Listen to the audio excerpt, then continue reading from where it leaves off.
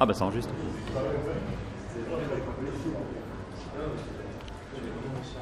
Ok, bah, je fais un clap et tu vas, ok, comme ça j'ai le sacro son. Okay. Bonsoir à tous. Donc je m'appelle Yuri Klopa et aujourd'hui je vais vous parler de la méthode Free. Donc c'est quand même quelque chose, selon la timeline que vous suivez sur Twitter, remonte assez souvent, mais dont les ressources ne sont pas forcément très fournies, notamment en français. Donc, dans cette présentation-là, l'objectif c'est donc d'arriver à vous présenter avec des sujets, avec des exemples qui sont très, je pense, proches de ce que peut-être vous avez déjà fait dans votre travail.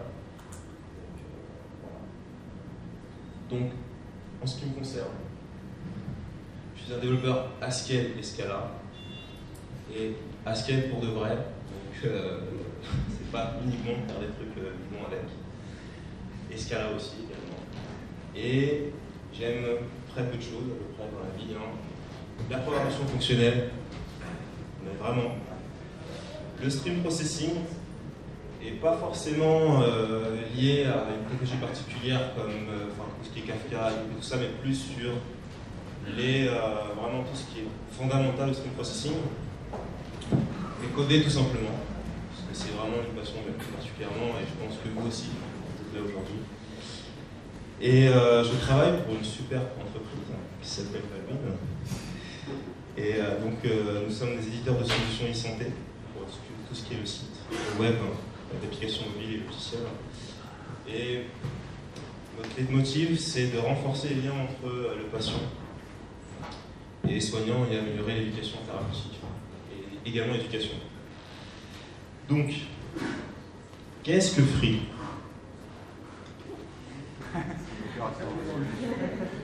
C'est juste une abstraction. Et il faut absolument garder ça à l'esprit. C'est que ne pensez pas que ça va régler tous vos problèmes. C'est juste une façon comme une autre de voir un problème particulier. Et donc, ça ne s'applique que dans certains cas. Donc, ne tombez pas dans l'écueil d'utiliser Free partout. Parce que déjà, je serai extrêmement pas content. Mais ce ne sera surtout pas du tout adapté. Et donc, le principal intérêt de cette présentation, c'est de passer de cet état-là. En gros, vous ne savez pas vraiment de quoi il s'agit, à ça. Je pense sincèrement que c'est possible. N'hésitez pas en tout cas à poser des questions à la fin, parce que ça pourra peut-être être un peu serré. Et voilà. Donc, Free, ma première phrase pour le décrire maintenant, c'est de dire que Free, c'est la séparation de la représentation et de l'interprétation. Ça peut paraître un peu fumeux, mais finalement, on va essayer d'être précis dessus, avec des exemples assez très concrets. Donc, la structure, donc Free, on va dire que c'est notre représentation. Elle supporte un ensemble fini d'instructions. Je vais aussi en venir dessus par la suite. Et elle doit être interprétée pour obtenir un résultat. Quand on réfléchit bien à ces trois points-là, je pense qu'on peut également montrer quelque chose qui est assez similaire, et notamment dans Scala.io, à savoir que Scala, c'est exactement la même chose. C'est que notre code source, ça va être notre représentation. L'ensemble des jeux d'instructions, ça va être du bytecode. Et l'interprétation, c'est la JVM qui s'en occupe. Donc, si vous pouvez garder ça à l'esprit que Free, ça représente déjà ces aspects-là, à savoir la représentation, l'ensemble d'instructions qui veulent traiter, et également l'interprétation, vous avez déjà compris 95% de la présentation. Je mens peut-être, hein, mais bon. Passons du code. Voici free. C'est très simple. Donc le F représente le jeu d'instructions qui va être supporté. La plupart du temps, on va utiliser une structure algébrique. C'est pas forcément nécessaire, mais la plupart du temps, c'est ce que l'on fait. Et A représente le résultat une fois qu'on a interprété free. Donc, dans le détail, c'est plutôt ça. On a free et on a deux case classes qui vont représenter donc notre structure free. Je vais détailler ces case classes par la suite. Donc on a return. Et return, finalement, c'est quand même assez simple. On voit ce qui prend juste un A. Et c'est son objectif. C'est insérer une valeur simple dans la structure free. Et grâce à return, en fait, on va pouvoir utiliser les forts compréhension. Et on verra pourquoi justement c'est possible grâce à return par la suite. Maintenant, la vraie instruction, c'est celle-là. C'est généralement celle-là qui pose le plus de problèmes aux personnes qui commencent à entrer dans le sujet. C'est suspend. Et suspend, en fait, son intérêt, c'est juste d'insérer une instruction. C'est tout. Effectivement, ça peut être assez particulier le fait qu'on voit qu'il y a à l'intérieur d'un F un free. Du coup, on se demande comment ces structures-là peuvent vraiment être utilisées. Mais ça veut juste dire j'insère une instruction F en fait. On va passer à un exemple concret. Rigolez pas parce que c'est exactement l'exemple que je vais utiliser, à savoir les trampolines. Alors, qui a fait du Scala et n'a jamais eu de Stack Overflow? C'est bizarre. Normalement, on a, au bout d'un moment quand même, parce qu'on va dire qu'on n'est pas forcément aidé de ce niveau-là. Et donc du coup, là, je vais vous présenter Trampoline, qui a pour objectif de tuer, de massacrer les Stack Overflow exceptions.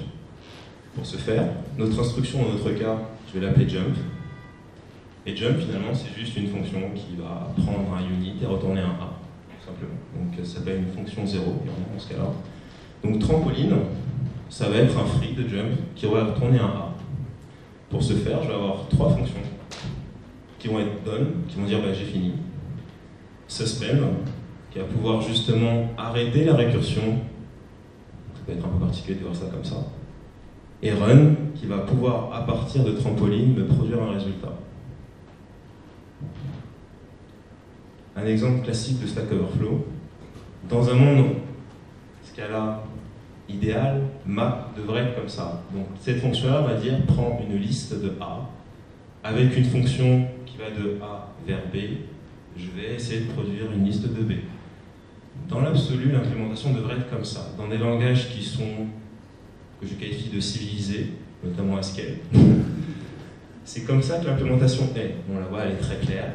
Je fais un pattern matching sur la liste. Si j'ai une liste non vide, je map FA et je rappelle map par la suite. Et quand j'ai nil, ben je renvoie nil. Dans les faits, c'est pas comme ça que ça se passe dans ce cas-là, parce qu'on aurait une stack overflow. D'ailleurs, c'est ce qui se produit pour une liste qui est à peu près de 10 000 éléments. Et donc, on va la réécrire maintenant en utilisant trampoline. Et on remarque que l'idée n'a pas bougé finalement.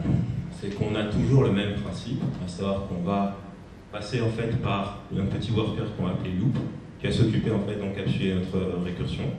Et loop, il va faire exactement la même chose que le précédent exemple que j'ai montré, à savoir un pattern matching sur les listes. S'il y a A, ben, très bien, je ferai un F de A par la suite, mais je vais surtout rappeler la loop une deuxième fois avec la taille de la liste. Donc là, on a bien une fonction qui est mutuellement récursive et donc qui ne sera pas telle que, qui n'est pas terminale récursive. Donc du coup, si je n'avais pas utilisé trampoline, j'aurais eu une stack overflow exception. Dans notre cas, on ne va pas l'avoir. Et donc, l'idée, c'est dès qu'on aura ce genre de fonction, par la suite, c'est qu'on va passer par trampoline pour le faire, et appeler run par la suite pour produire le résultat. Et voilà à quoi correspond run. Donc on voit que c'est très court, pour montrer que c'est très simple, que le nom n'est pas forcément bien choisi de free, on va dire. C'est que en prenant un trampoline, finalement, je vais encore utiliser une fonction, un petit worker que j'ai appelé loop, et ce qu'il va faire, c'est qu'il va ouvrir la structure, entre guillemets, et donc en l'ouvrant, on va soit avoir un return, soit un suspend. Donc en gros, les mêmes choses que j'ai montrées tout au début. Quand on a un return, c'est-à-dire qu'on a fini, donc dans ce cas-là, je retourne la valeur qui a été produite. Quand on a une instruction, l'instruction dans notre cas, c'est jump, c'est-à-dire que j'ai juste à exécuter jump, voir le reste des trampolines à interpréter. Et vu comment loop a été implémenté, on voit qu'elle est terminale récursive. Donc, ce qui veut dire que maintenant, n'importe quelle structure qui va utiliser trampoline, je peux la faire en sorte qu'elle ne fasse jamais de stack overflow. Encore un exemple, par exemple, de fonction qui n'est pas telle récursive et qui fait des stack overflow, c'est fallRight. Je pense qu'on l'a tous au moins une fois expérimenté, ça passe un stack overflow. Et bien, grâce maintenant à trampoline, ce n'est plus le cas. Et donc, on prend le même principe finalement. Dès que je fais une nouvelle récursion sur ma fonction, j'appelle suspend. Et c'est magique en fait. Donc, en résumé, les trampolines, le principal intérêt, c'est qu'on a stack overflow exception. On a également, et c'est la particularité de cette technique, c'est qu'on va transférer les appels de la stack vers la heap. Donc du coup, on n'utilise plus la stack, on peut stack overflow exception. Tout simplement. Cette technique-là a déjà été rajoutée dans Scala 2.11. Et donc c'est dans le package Scala util control tel calls qui reprend exactement le même principe, sauf que Runar a été gentil et n'a pas mis free dedans. Il a tout de suite mis des constructeurs plus compréhensibles, mais c'est parti en tout cas de ces mêmes travaux pour produire la même chose. Donc maintenant, si aujourd'hui vous utilisez vraiment Scala 2.11 et vous avez ce genre de fonction qui n'est pas terminal récursif, mais vous voulez faire en sorte que ça devienne le cas, vous pouvez utiliser ce package-là, il est dans la STD. Voilà. Donc, en résumé, Free nous permet de lier nos instructions. L'ensemble sont impératifs, parce qu'on va séquencer chaque instruction comme n'importe quel langage de programmation courant, on va dire. Et la magie se cache monadiquement. Qu'est-ce que ça veut dire finalement, ça se cache monadiquement? On va justement voir ce point maintenant, en faisant une petite dissection. Avant d'aller plus loin, je vais juste présenter l'abstraction la plus poussée du monde, la plus poussée de cette présentation-là, à savoir functor. Un functor, c'est juste, mais c'est vraiment juste ça. C'est qu'on a une structure qui s'appelle f, elle a un a à l'intérieur. Si j'ai une fonction a vers b, je peux produire un f de b. C'est tout. Je ne vais pas parler des lois ici, parce qu'on est entre amis. On peut faire ça après si vous voulez. Et donc, une fois que functor est défini, je peux vous présenter la vraie fonction map pour free. Parce que tout ce qu'on va demander en fait à notre instruction, c'est qu'elle soit au minimum une functor.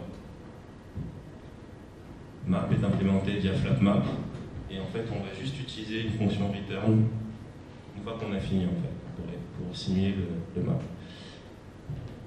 Le flapmap est un peu plus complexe, au lieu de prendre une ligne, on en prend 3. Et c'est le même principe également, c'est qu'on va toujours avoir besoin d'un functor interne. Et pourquoi? C'est tout simplement que dans le cas du suspend, il faut que j'arrive à accéder au free qui est à l'intérieur du f. La seule interface suffisamment générale qui nous permet de le faire, c'est justement le functor que je vous ai présenté juste avant. Et du coup, je fais un fmap pour avoir le free à l'intérieur et refaire un appel de flapmap.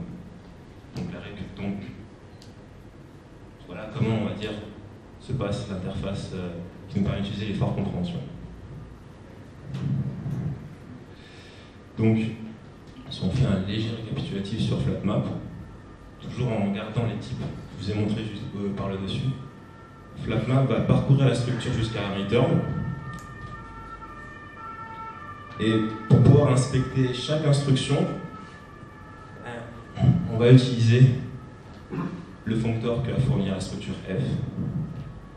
Et donc, l'avantage de free, c'est que, et ça c'est peut-être le seul aspect théorique peut-être que je vais parler ce soir, c'est qu'elle transforme n'importe quel functor en une monade. Et c'est pour ça qu'en fait on l'appelle free. Parce que la personne qui l'a découverte apparemment pensait que c'était suffisamment parlant qu'on appelle en fait une free monad, dans le sens que donne une monade gratuitement en fait, et donc il a trouvé que ce nom était suffisamment parlant. Je pense qu'on est tous ici d'accord pour dire qu'on est en total désaccord. Et donc maintenant on va passer au deuxième exemple, celui que je pense est le plus intéressant et qui colle plus à la présentation du début, à savoir... C'est pas épique, hein. Mais le stream processing. Et donc, notre instruction cette fois-ci, ça va pas être jump, ça va être step. Mais step, ok, c'est peut-être un peu plus complexe que jump, mais pas tant que ça finalement. Parce que step en fait va recevoir des valeurs de type i.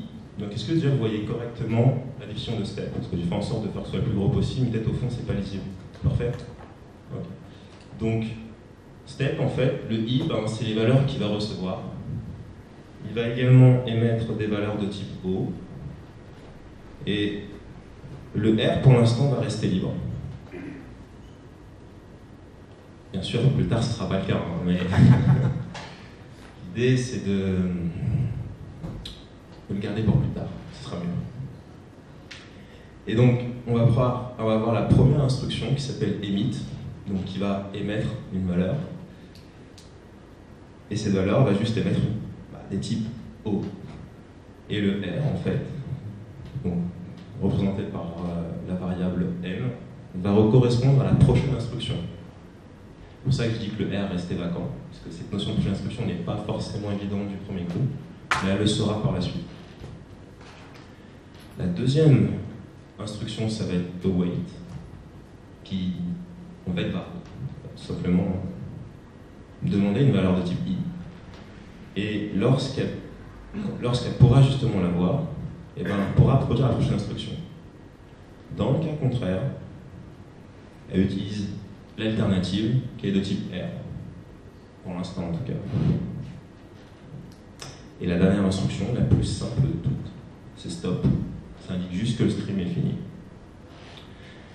Donc, pour pouvoir l'utiliser dans la structure free, il faut que step implémente functor. C'est pour ça que je l'ai fourni juste après.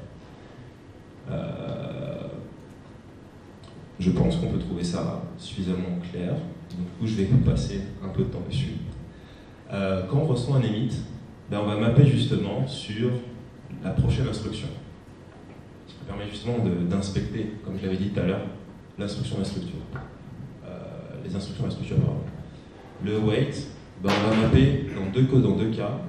Quand on aura réussi à obtenir un i, on va mapper le résultat de l'application de i par rapport à cas, qui va produire un r. On va mapper quand on reçoit le résultat, et également on va mapper l'alternative. Et quand c'est stop, on s'arrête. Je vais également introduire quelques types pour faciliter la définition de l'API qu'on va utiliser plus tard. Donc, instruction, ça va être notre fameuse structure free qui comporte des instructions step. Process, ça va finalement être une instruction de IO sur du nothing. Et une source, ça va juste être un process qui qui ne peut attendre que des units. J'aurais pu le faire différemment, mais ce cas-là ne permet pas la quantification universelle. Je m'arrête ici. Donc voilà les principales fonctions d'API. Donc on a emit, on a await et on a stop. Et finalement, il n'y a quasiment aucun changement par rapport à la définition même de ces instructions. C'est juste qu'on va utiliser suspend, comme je l'ai dit tout à l'heure, pour insérer les instructions. Et finalement, la prochaine instruction, on peut voir à quoi elle correspond. C'est que dans le cas d'emit, je veux obtenir un unit à la fin. Donc du coup, qu'est-ce que je fais? Je fais la prochaine instruction, je dis que c'est un return de unit, tout simplement. Dans le cas de wait, quand je reçois un i, je veux juste le retourner. Dans l'autre cas, je dis c'est stop. Si je n'ai pas réussi à avoir un i, aucun intérêt de continuer, je m'arrête. Et dans le cas de stop, stop. On va aussi avoir des fonctions légèrement différentes qui vont permettre de transformer n'importe quelle instruction en process. Et donc ça correspond juste en fait à a deux fonctions qui vont s'appeler compile et repeat. Compile va seulement dire, après mon jeu d'instruction, je m'arrête. Du coup, vu que stop peut retourner n'importe quel type, du coup, je peux dire que c'est un process de IO. Et dans le cas de repeat, je fais juste rejouer le stream indéfiniment. Voilà, c'est tout. Passons à un petit exemple, finalement, pour pouvoir déclarer, par exemple, une source. C'est plutôt court. Je vais juste compiler 3 instructions. Je vais émettre 3 valeurs. 1, 2, 3. Le truc, c'est que finalement, quand on a ça, quelle est la question fondamentale qu'on se pose? C'est comment je fais pour récupérer les valeurs qui sont émises? Je vais juste finalement faire un interpréteur. Cet interpréteur, dans mon cas, je vais l'appeler collect. Et c'est marrant parce que j'ai l'impression de l'avoir déjà eu dans une présentation sur Spark. Donc, pour dire que c'est encore des choses qu'on peut implémenter sans pour autant savoir ce que c'est Spark ou Hadoop finalement, parce qu'on veut juste collecter des données. Et dans le cas de collect, qu'est-ce qu'il va faire? C'est qu'il va prendre un process, et après qu'il va obtenir ce process-là, il va vous produire une liste de O, donc toutes les valeurs qu'on aura émises. Vous avez remarqué que c'est aussi terminal récursif, c'est-à-dire que ça ne produit pas de Stack Overflow. C'est quand même plutôt pratique. Et je reprends le même principe. Je prends mon process actuel, je refais un résume. Donc résume, je le rappelle, c'est que soit il me dit que j'ai fini, dans ce cas, il me donne la dernière valeur qui a été retournée via le return, soit il y a une instruction à interpréter. Dans mon cas, quand il y a un emit, je vais simplement collecter la valeur qui a été mise et l'ajouter à la fin de la liste du début que j'utilise en fait pour pouvoir boucler sur mon process. Quand je reçois un await, vu que je ne peux pas lui fournir la valeur qu'il attend à ce moment-là, à savoir un type I que je ne connais pas, je peux uniquement utiliser l'alternative. Et je continue à louper une fois dessus. Quand je suis dans le stop, c'est-à-dire que mon stream est fini, j'envoie la liste que j'ai agrandie au fur et à mesure de mon parcours. Et du coup, si on fait collect de l'exemple que je montrais tout à l'heure, on obtient une liste de 1, 2, 3, tout simplement. Donc collect interprète la structure pour produire un résultat. À ce niveau-là, on pourrait dire presque que là, on a passé un jar, et collect, finalement, c'est un peu un Java-jar sur le main class de notre jar exécutable. On peut voir ça comme ça aussi. Et du coup, si on fait un petit rappel, c'est que Monsieur le Canard nous dit que free permet la manipulation de la représentation, ce qui est vrai. Et je vais le prouver tout de suite. C'est que, et si on met un peu de logique uniquement au niveau de la représentation, de la même façon que nous tous, on met un peu de logique dans notre code source Scala. C'est-à-dire qu'on peut mettre de la logique dans notre source code Scala sans pour autant que l'interpréteur le sache. Pourtant, il peut toujours produire un résultat au final. Bon, on va faire la même chose avec free. Et donc là, je vais présenter la fonction or-else qui permet, en partant sur 2 instructions, si l'une s'arrête, je lui dis, fais tourner l'autre à la place. Là, je refais le même principe, je fais un resume sur free. Si j'ai déjà un return, finalement, c'est que tout s'est bien passé, je renvoie stop. Si j'ai une instruction à interpréter, voilà ce que je fais. Si c'est stop, je fais tourner l'autre instruction qui a été passée à or-else. Sinon, si c'est un emit, je fais juste un emit de l'instruction qui est déjà présente. Si c'est un await, je fais juste un await dessus. Donc là, on voit bien que on a réussi à inclure de la logique au niveau de l'implémentation, et pourtant, si je fais un collect dessus, donc l'interpréteur ne le verra pas. Donc on voit bien qu'on a une séparation de la représentation de l'interprétation. On va quand même faire un exemple plus poussé que ça, quand même, parce que celui-là il est un peu trop simple. Et on va introduire le combinateur pipe. Pipe, il prend un process de I vers A, et si on lui fournit un process de A vers B, il arrive à produire un process de I vers B.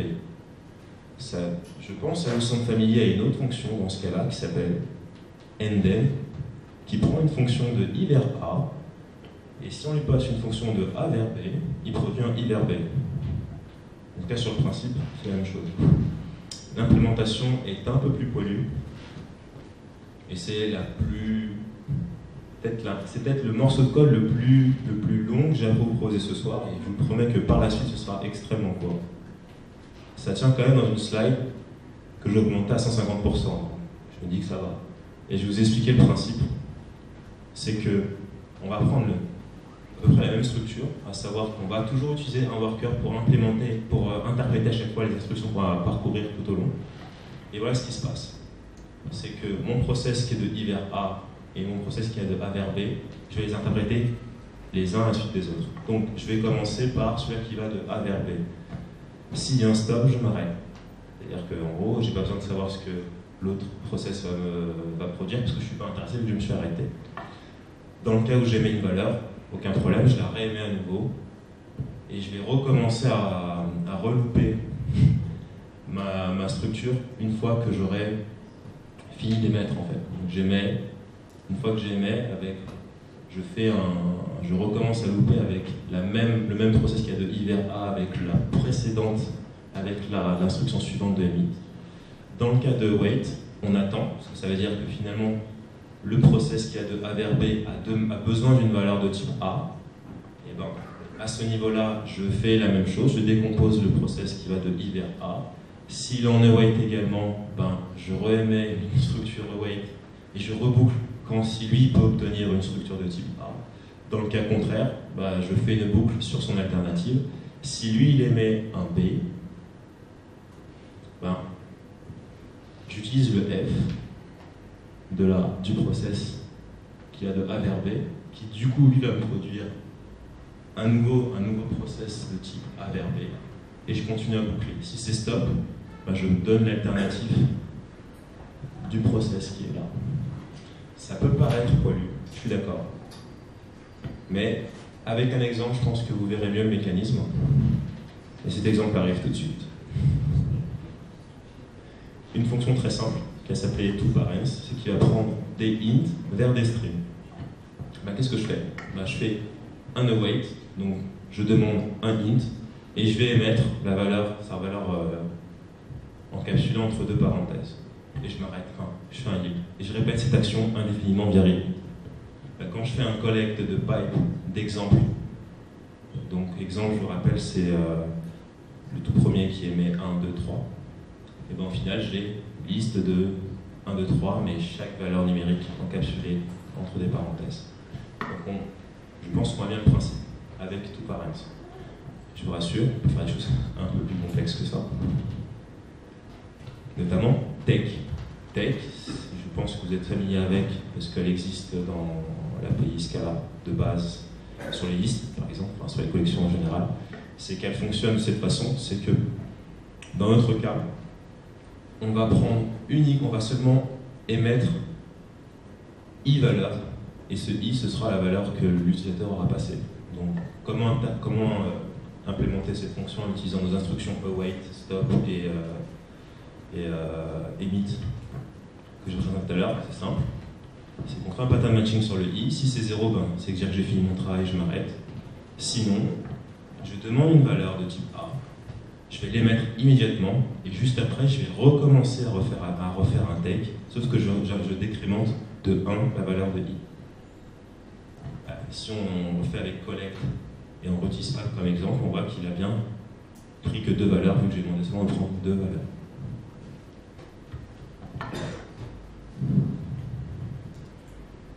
Un autre exemple, ce sera avec filter. Donc, pareil, filter, ce sera exactement le même filter qu'il y a dans la version esthétique de Scala, à savoir que en lui fournissant un prédicat, si ce prédicat est vrai, il va émettre la valeur. S'il n'émet pas, eh ben je ne l'émets pas et je recontinue à boucler indéfiniment. Donc comment l'implémenter? Ben, je fais un await. Avec la valeur que j'obtiens, si elle correspond au prédicat, ben, je fais un emit. Et juste après, ben, je refais un filter dessus. Dans le cas contraire, je fais juste un filter. Donc en gros, c'est-à-dire que la valeur ne m'intéresse pas. Et pareil, dans l'exemple, ben, si je fais un collect par rapport à la même valeur exemple, et que je demande de filtrer uniquement les valeurs qui sont impaires, ben, le collect va me donner uniquement la liste 1 et 3. Donc ça correspond à peu près à ce qu'il y a. Maintenant, on va rajouter un peu de syntaxe pour rendre ça un peu plus sexy. Donc, pour un process en particulier, je vais définir la fonction values qui va me produire une liste de B tout simplement. Donc on va seulement faire un collect en arrière-plan. Le filter, c'est tout simplement un pipe du process self. Et ici, je fais appel au filter, je l'ai défini avant. C'est ça que j'ai mis API, pour pas que ça fasse collision, la compréhension. Et tech, c'est pareil, c'est encore un pipe de self. Le tech, on a fait juste avant. Et donc maintenant, si, avec la version transformée, vous aurez une vision beaucoup plus familière maintenant, parce que ça donne ça. À savoir exactement comme Scalalist, et je dirais même presque exactement comme l'API que Spark expose pour les filters, les maps et les collects par la suite, c'est qu'on peut faire exactement la même chose. La différence par rapport à Scalalist, c'est que filter et tech fusionnent dans notre cas. C'est-à-dire que dans ce cas-là, dans liste, pardon, le filter va d'abord parcourir l'ensemble de la liste. Donc il va reproduire une liste intermédiaire à chaque fois qui va être elle-même après passée pour faire le tech. Du coup, on a quand même des constructions intermédiaires qui sont totalement superflues, alors que là, les deux appels vont fusionner en fait. Donc ils vont se faire qu'une seule fois. En conclusion, donc, Free permet d'implémenter des flux de contrôle complexes, ce qu'on a pu voir avec l'instruction step. C'est très extensible, parce que finalement, on a juste à changer d'interpréteur si on a envie d'implémenter d'autres types de résultats. C'est que là, j'ai mis collect, mais j'aurais pu faire autre chose, honnêtement. J'ai pas forcément d'idée qui me vient à l'esprit, parce que le jeu d'instruction est assez limité, mais on aurait pu implémenter d'autres. Peut-être pour faire du test, par exemple, ou peut-être pour, dès qu'on voit un await, aller récupérer une valeur dans une base de données ou sur le web. Et son principal intérêt, on va dire, de Free, c'est quand même le fait qu'on peut l'utiliser pour les DSL. Et je voulais pas vous le dire, parce que je trouve l'idée tellement bonne que je voulais la garder uniquement pour ma boîte. Mais bon, j'ai déjà utilisé pour une autre mission que j'avais eu avant. Mais c'est vraiment très pratique parce que finalement on peut bon, le DSL, l'idée c'est quand même d'avoir un langage limité uniquement à un domaine particulier. L'avantage en passant par Free justement, c'est que l'on peut représenter ce domaine, on va dire, dans le code. Et du coup, le produit de ce DSL finalement, on peut l'interpréter également au niveau du code en fait. Ce qui veut dire qu'on a quand même une certaine flexibilité. Notamment si on fait le parallèle avec ce que j'ai dit au début, que finalement ce cas-là c'est à peu près pareil que Free, à savoir qu'on a le code source qui représente la représentation, les instructions c'est le boîte code et que l'interpréteur c'est la JVM. Free c'est la même chose, sauf qu'on l'a au niveau du code, ce qui est quand même très pratique, notamment parce que du coup, vu que c'est une représentation, on peut faire énormément de choses. Par exemple, moi je l'ai déjà utilisé pour pouvoir tester, par exemple, c'est que j'avais ma free structure. Je pouvais générer des tests avec ScalaShell, par exemple, ou Spec également. Et du coup, je peux inspecter ces structures-là, vérifier qu'elles correspondent bien à ce que j'attends. Et en même temps, j'ai juste à changer justement l'interpréteur si je passe en production. Donc finalement, que ce soit en production ou en test, on a juste l'interpréteur qui change. Et la structure, elle, ne change pas. C'est-à-dire qu'il y a très peu de code qui peut vraiment bénéficier de ce genre d'introspection, parce que justement, c'est pas interprété. Donc, c'est vraiment pas mal. Et du coup, les sources, particulièrement de ces présentations, la problème de Scala Z, j'ai pas été totalement honnête avec vous, parce que Scala demande beaucoup plus d'annotation de type que ça, pour qu'ils disent oui. C'est-à-dire que Scala Z ne se laisse pas vraiment faire très facilement. Free également, je l'ai simplifié sur pas mal de points, donc je vous invite à aller regarder ça dans Scala Z. Et les instructions via Step, je les ai tout simplement volées dans Scala Stream, honteusement, mais j'ai pas honte. Et le code source de cette présentation, qui aura des exemples beaucoup plus poussés, parce que on peut vraiment faire un truc vraiment pas mal, je l'ai déjà hosté sur GitHub, donc du coup, libre à vous d'aller regarder ce qu'il y a dessus. Voilà, j'ai fini.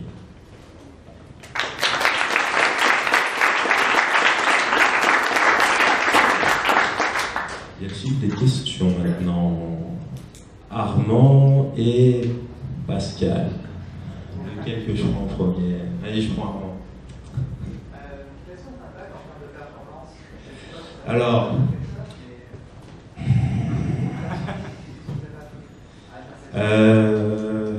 je personnellement, parce que je l'avais dit au début qu'on était entre amis. Initialement, je vais laisser ça à un compère, mais je vais répondre à la question. Bon, je pense que vous l'aurez à peu près vu, c'est que ça alloue énormément d'objets intermédiaires. Voilà.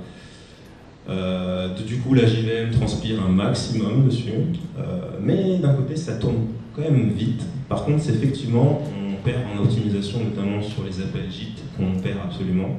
Ce qui veut dire qu'on n'a aucun avantage si la JVM tourne pendant 3 heures ou 2 minutes, ça produira la même vitesse. Ce qui peut être problématique pour certaines choses, c'est vrai. Mais dans la majorité des cas, je n'ai pas expérimenté un gros problème à ce niveau-là. Pour tenir en termes d'information, c'est que dans la précédente mission où j'utilisais ces structures-là, on traitait des énormes fichiers XML qu'on transformait on va dire, en live, entre guillemets. On n'a jamais eu de problème dessus. Après, vous me croyez ou pas, bien entendu. Et ScalaZStream aussi est basé dessus, mais fait des optimisations également à plusieurs niveaux. Le premier, le plus important, c'est que si on se base uniquement sur ce spend et ce return, chaque flatmap qu'on va faire va avoir une complexité quadratique, ce qui veut dire qu'on a des flatmaps qui ont des performances asymptotiques, ce qui est quand même assez dommage. Et ça, on peut arriver à le corriger. Dans Scala-Z, c'est déjà le cas. On va utiliser une optimisation qui tient plus du changement de computation de free, parce qu'elle est piquée en fait de l'opérationnel monad dans Haskell, que Renard dit codensity. Et personnellement, j'ai d'autres opinions à ce sujet-là. Et du coup, voilà, donc oui, on a les performances, c'est que ça génère énormément d'objets. Et vu que la JVM n'est pas forcément son meilleur dans les objets qui sont à courte durée de vie, donc oui, ça ne tournera pas à la vitesse extrême. Il y a un hit dessus que je n'ai pas personnellement benchmarké. Mais étonnamment, dans un langage plus humain, comme Haskell, le problème coûte 20 nanosecondes en Haskell. Je ne peux pas garantir qu'il soit aussi faible en Scala, mais pour des raisons de runtime qui sont totalement différentes. C'est qu'Haskell est optimisé pour les objets qui sont de très courte durée. C'est pas le cas de Scala. Mais ça n'empêche pas que je pense qu'il ne faut pas non plus tout de suite éliminer Free, parce que dans certains cas, il y a vraiment un intérêt à le faire. Et je pense que ceux qui utilisent ScalaZStream ici, je ne sais pas s'il y en a beaucoup. Moi, j'utilise, ça marche très bien. Et Runard, qui utilise également je crois une de ses missions où il tourne à peu près 50 millivolts par seconde, par seconde, donc ça tourne quand même suffisamment vite. Mais je suis d'accord que ça va pas aussi vite que si on faisait la même chose en encodage direct. Mais rien ne vous empêche de générer à partir de free structure une fonction qui sera compilée. Et c'est une optimisation que j'ai déjà faite de mon côté, par exemple. Donc voilà, après, c'est pas obligatoire. Du coup, Pascal.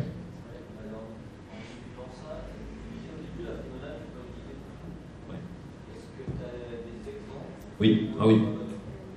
Oui, j'en ai parce que j'ai été extrêmement agacé de voir que ces derniers temps, pas mal de gens l'utilisaient pour tout et n'importe quoi. Notamment pour apporter un sentiment de flexibilité. Et que c'est sûr que si on peut tout interpréter, finalement, et que tout est extrêmement flexible. Pour moi, les mauvais exemples d'utiliser ce genre d'abstraction, c'est lorsqu'on ne manipule pas la représentation, en fait. C'est-à-dire que si on n'a pas un besoin d'inspecter la structure avant qu'elle soit interprétée, c'est-à-dire que ça ne sert strictement à rien. Et pour preuve, c'est que en Haskell, la freemonade n'est pas forcément quelque chose qui est extrêmement, on va dire, parlé, parce qu'en fait, on va l'utiliser uniquement dans un domaine assez précis, qui est dans le stream processing également, dans des librairies qui s'appellent comme Pipes ou Conduct, pardon. Qui vont justement réinterpréter à chaque fois la structure via les combinateurs comme Pipe que je vous ai montré, mais il y en a d'autres. Dans le cas de ScalaZStream par exemple, il y a Zip, non c'est Y et c'est Y et Taille, voilà. C'est que eux vont justement réinspecter la structure sans être interprétés avant. Donc du coup là il y a un intérêt quand on fait de l'introspection en fait, sur la structure. Si on ne fait pas d'introspection, il n'y a aucun intérêt de le faire. C'est juste lent pour rien en fait. C'est quand même dommage quoi. Voilà. Une autre question? Non? Ok, très bien.